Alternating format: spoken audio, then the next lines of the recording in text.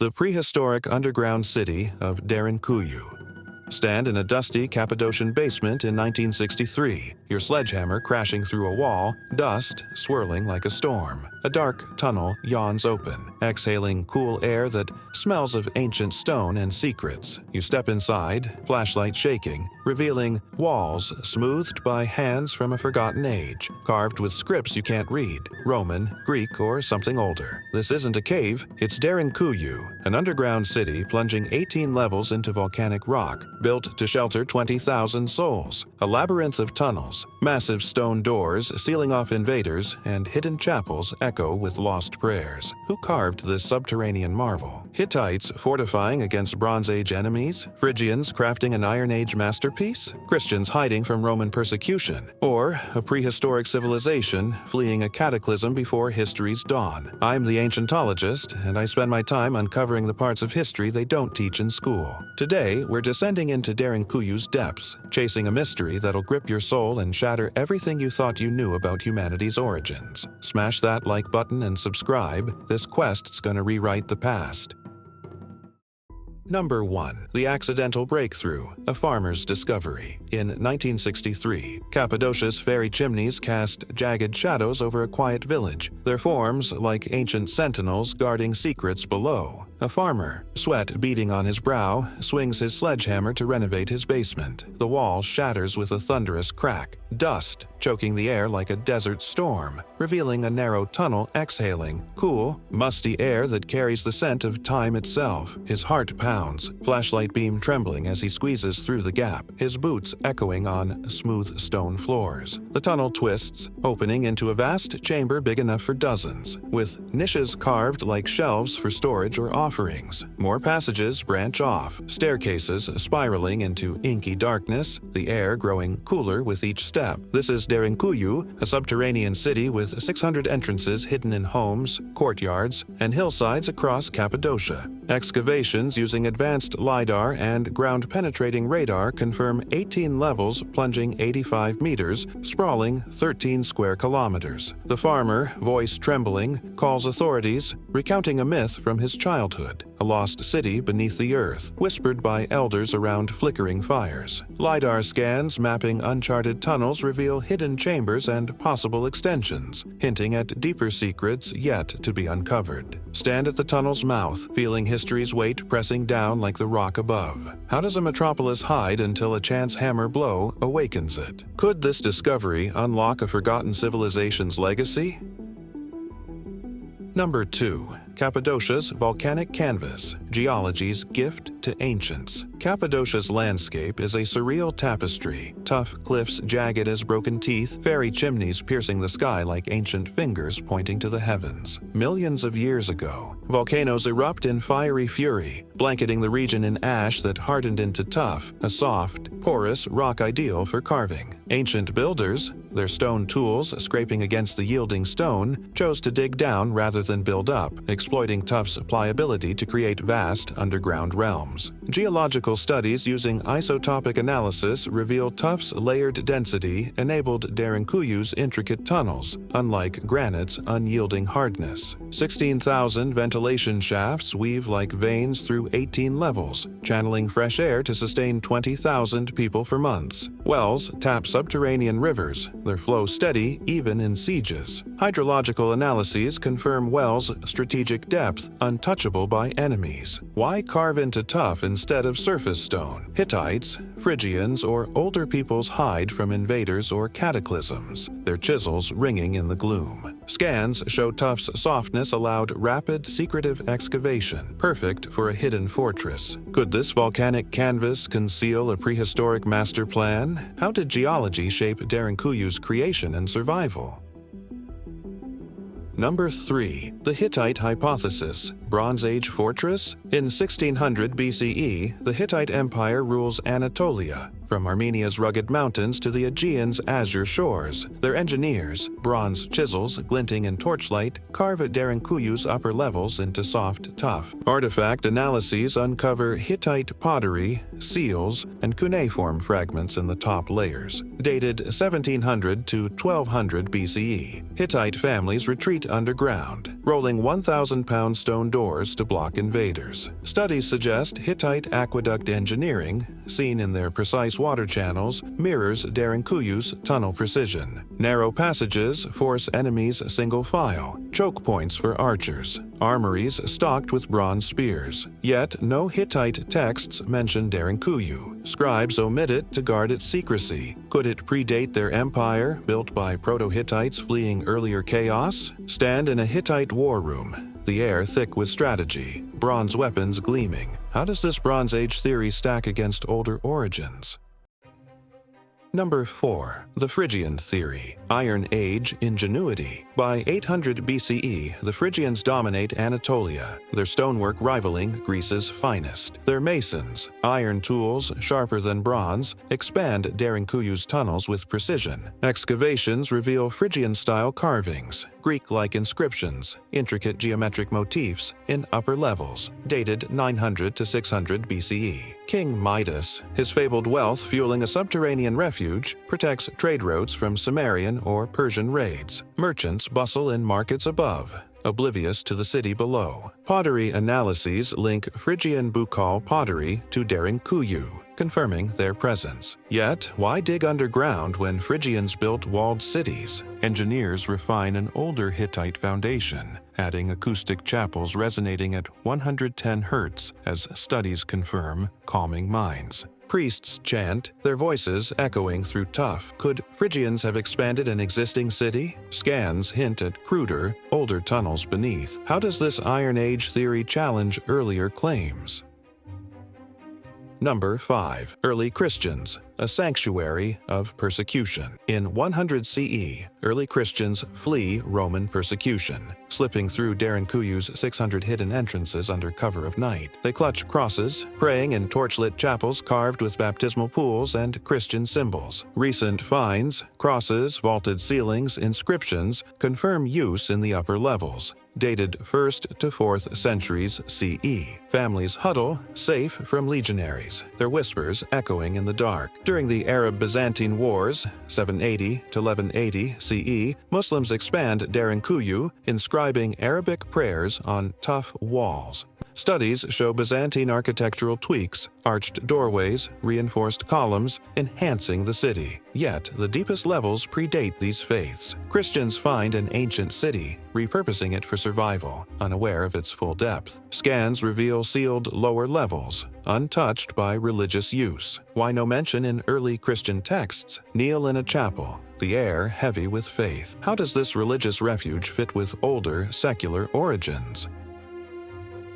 Number 6. A prehistoric bunker, the Younger Dryas theory. What if Derinkuyu's origins plunge into prehistory? 11,600 years ago, the Younger Dryas chills Earth after a comet impact. Geological studies confirm platinum-rich dust and microspherules in Cappadocia, dated 9600 BCE, evidence of cosmic catastrophe. A prehistoric people wielding stone tools carve Derinkuyu to survive freezing cold, ash clouds, or marauding megafauna. Toolmark analyses show stone tools in upper levels predating metal, suggesting Paleolithic origins. A lost civilization, akin to Göbekli Tepe's builders, crafts a bunker against cataclysm. Studies trace tough debris in the Sari stream, dated 10,000 to 11,000 BCE, supporting this theory. Stone doors seal against a sky choked with ash, echoing Persian myths of Yima's underground refuge. Why no records? Oral tales fade as survivors scatter to Mesopotamia or Egypt. Could Derinkuyu be a prehistoric doomsday shelter? How does this ancient theory reshape our understanding?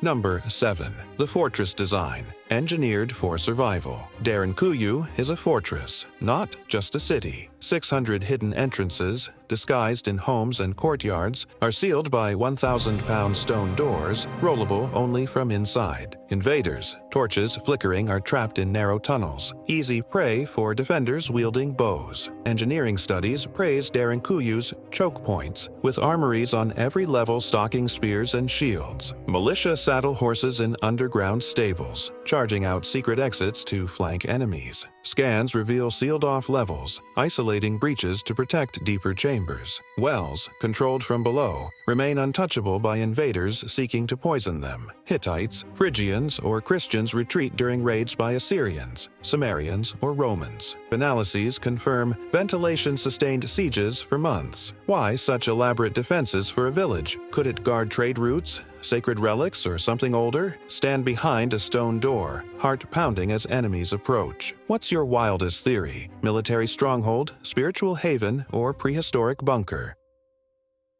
Number 8. The ventilation miracle. Breathing in the depths.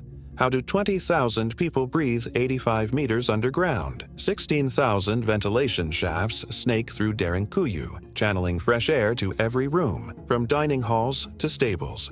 Airflow studies confirmed their genius, maintaining oxygen even during prolonged sieges. Builders carved these shafts with uncanny precision, ensuring no collapse under Tough's weight. Wells tap subterranean rivers, designed to resist poisoning, as hydrological analyses show. Families cook in kitchens, smoke rising through vents, never choking the city. Studies suggest shafts doubled as escape routes or communication channels. Why such advanced engineering? Could it reflect prehistoric fears of toxic air from volcanic eruptions or comet debris? Stand in a torchlit dining hall, air cool and fresh despite the depth. How does this ventilation system reveal the builder's sophistication? Number 9. A subterranean metropolis. Self-sustaining life. Derinkuyu wasn't a hideout. It was a thriving metropolis. Dining halls buzz with chatter. Oil presses drip. Wineries store barrels of fermenting grape. Excavations uncover stables, bakeries, libraries, and chapels, suggesting long-term habitation. Livestock low in carved pens, their meat curing in cool storage rooms. Chapels host rituals, their 110 Hz acoustics soothing thousands, as studies confirm. Analyses show food stores for months, grain in dry cellars, wine in sealed vats, olive oil in jars. Why build underground, not above? Hittites or Phrygians farm above, retreating below during raids. Could it be a permanent home for a lost culture? Walk its markets, voices echoing through Tough, the air thick with the scent of bread. How does this self-sustaining design challenge our view of ancient societies? Number 10. The Kaymakli Connection, a hidden network. Derinkuyu isn't alone in Cappadocia's depths. An 8-kilometer tunnel links it to Kaymakli, another underground city 5 miles away. Sonar scans confirmed this tunnel, partially collapsed, once connected a network of over 200 subterranean settlements. Residents travel underground, safe from surface wars, their torches casting shadows on tough walls. Hittites or Phrygians build this grid to protect trade routes or sacred sites. Studies hint at Matiate, a newly discovered city, potentially older than Derinkuyu. Why such a vast network? Could it be a prehistoric survival system, built before walls were common? Crouch through a tunnel, the air heavy, heading to Kaymakli. How does this network deepen Derinkuyu's mystery? Number 11. The acoustic enigma, ritual, and resonance. Derinkuyu's chapels resonate at 110 Hz, a frequency calming to the human mind, acoustic studies confirm. Priests chant, their voices amplified by Tough's natural acoustics, soothing thousands huddled underground. Phrygians or Christians design these spaces for rituals, or a prehistoric people use sound to maintain morale during cataclysm. Research compares Derinkuyu's acoustics to Malta's hypogeum, tuned to affect brainwaves. A lost civilization, hiding from cosmic chaos, uses sound as a psychological anchor. Why such precise acoustic engineering? Could it be a spiritual or survival tool? Stand in a chapel, the hum vibrating your bones, easing fear. How does this acoustic design hint at Derinkuyu's deeper purpose? Number 12. The historical void. Why no evidence? No texts mention Derinkuyu, not Hittite cuneiform, Phrygian inscriptions, or Christian scrolls. Xenophon in 370 BCE describes small underground homes in Anatolia, missing the vast city beneath. Archival searches find No reference, despite Derinkuyu's scale, capable of housing 20,000. A lost civilization's records are erased by time, fire, or flood. Survivors flee to Egypt or Mesopotamia, their oral tales fading into myth. Why no trace of such a massive city? Could it predate writing, like Göbekli Tepe, built before cuneiform or hieroglyphs? Scribes deliberately omit Derinkuyu to protect its secrets. What's your wildest theory? Destroyed records, secret societies, or a pre-literate civilization? How does this deafening silence fuel the mystery? Number 13. The Cataclysm Theory, a prehistoric doomsday shelter. 9,600 BCE sees a comet blazing across the sky, striking Earth, triggering the Younger Dryas. Geological studies confirm Cappadocia's platinum-rich dust, microspherules, and flood scars, dated 11,600 years ago, pointing to cosmic catastrophe. A prehistoric people, wielding stone tools, carved Derinkuyu to survive freezing cold, ash clouds, or marauding megafauna. Toolmark analyses show stone tools in upper levels, predating metal, suggesting Paleolithic origins. A lost civilization, akin to Göbekli Tepe's builders, crafts a bunker against cataclysm. Studies trace tough debris in the Sari Stream, dated 10,000 to 11,000 BCE, supporting this theory. Stone doors seal against a sky choked with ash, echoing Persian myths of Yima's underground refuge. Why no records? Oral tales fade as survivors scatter to Mesopotamia or Egypt. Could Derinkuyu be a prehistoric doomsday shelter? How does this ancient theory challenge later historical origins? Number 14. Derinkuyu's enduring legacy, a call to explore. Today, tourists descend Derinkuyu's tunnels, their torches flickering. Awed by its labyrinthine scale, excavations uncover sealed levels, hinting at undiscovered relics, chambers, or even lost technologies. Proposals suggest advanced LiDAR scans to map unexcavated tunnels, potentially linking to Kaymakli or the newly found Matiat. UNESCO may designate Derinkuyu a global heritage site, sparking worldwide fascination. Vibrant festivals in Cappadocia feature dancers in colorful costumes mimicking ancient rituals under fairy chimneys, their movements echoing Hittite or Phrygian rites. Why does Derinkuyu still captivate us millennia later? Could it hold clues to a lost civilization, buried beneath tuff? Stand in its deepest chamber, feeling the pulse of history in the cool, silent air. How will its exploration rewrite humanity's story? Derinkuyu, its twisting tunnels, massive stone doors, resonant chapels, and hidden networks, whispers of a world lost to time. Was it a Hittite fortress, a Phrygian masterpiece, a Christian sanctuary, or a prehistoric bunker built to survive the end of the world? Which clue grips you most? The 16,000 ventilation shafts, the 110 Hz acoustic chapels, the Kaymakli tunnel, or the Younger Dryas scars? Share your wildest ideas in the comments, and let's keep Derinkuyu's mystery alive. Thanks for joining me. Catch you next time.